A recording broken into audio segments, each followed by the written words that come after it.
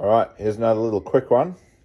Have you ever wondered what the difference between a standard transmission mount and an N1 transmission mount is? Well, with them side by side, it's pretty obvious. So this is my old standard transmission mount. It's got a bit of a crack in it. And so it's two sort of chunks there with a bit of a bumper in the middle. And this, not actually a genuine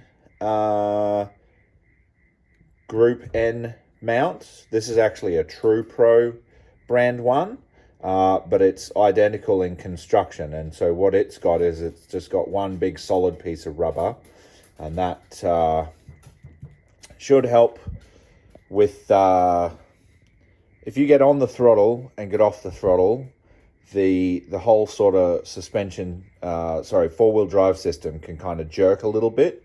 That may have been what this little doodad here is.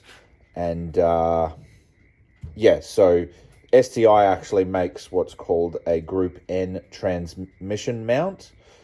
And this is a copy of it here. It's just a cheaper version.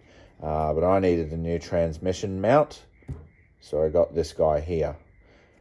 This was about 70 Australian dollars, I think, versus maybe it's $100 for an STi one.